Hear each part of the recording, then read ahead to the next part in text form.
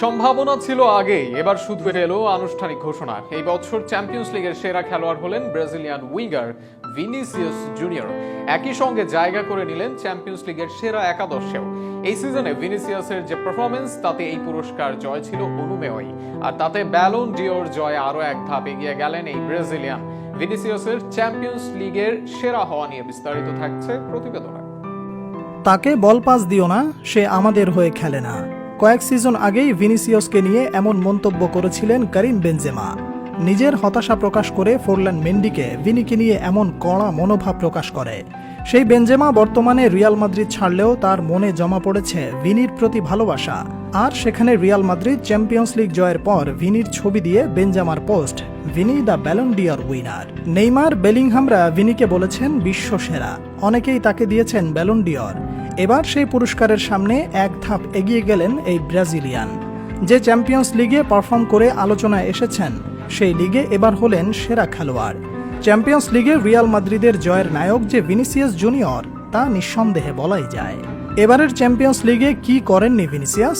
10 ম্যাচে রেখেছেন 10 গোলের অবদান। আসরে 6টি গোলের সাথে করেছেন 4টি অ্যাসিস্ট।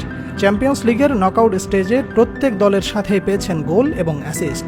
সব মিলিয়ে 10 ম্যাচে করেছেন মোট 37 বার ড্রিবলিং। এর মাঝে ফাইনালে করেছেন 8 বার, সেমিফাইনালে করেছেন 7 বার। কিমিক, মাস্তেনসেন, হামেলস্টার রীতিমতো অসহায় ছিলেন ভিনিসিয়াসের কাছে। এর বাইরে করেছেন মোট 19 বার চান্স ক্রিয়েট ও 3 বার সফল ক্রস, যা থেকে পেতে পারতেন আরও অ্যাসিস্ট।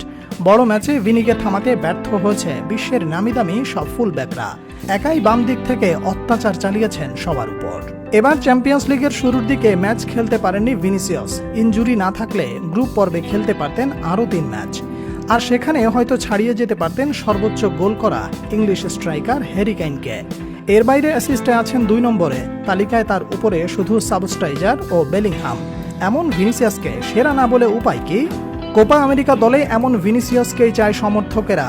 যেভাবে কাঁপিয়েছেন ইউরোপের বাঘা বাঘা দলের ডিফেন্স, সেভাবেই ভিনি ত্রাস করুক আর্জেন্টিনা, উরুগুয়ে, মেক্সিকোদের বিপক্ষে, এটাই প্রত্যাশা ব্রাজিল সমর্থকদের। নেইমারের অবর্তমানে বড় দায়িত্ব ভিনির কাঁধে। রোনালদোর উত্তরাধিকার হিসেবে নিজেকে প্রমাণ করেছেন। এবার নেইমার পেলেদের পরবর্তী যুগ শাসন করার পালা। সেই শাসন কোপা আমেরিকার শুরুর ম্যাচ থেকেই করতে চাইবেন ভিনিসিয়াস। আর তাতে কোপা আমেরিকার বড় স্বপ্ন দেখতে পারে ব্রাজিল দল।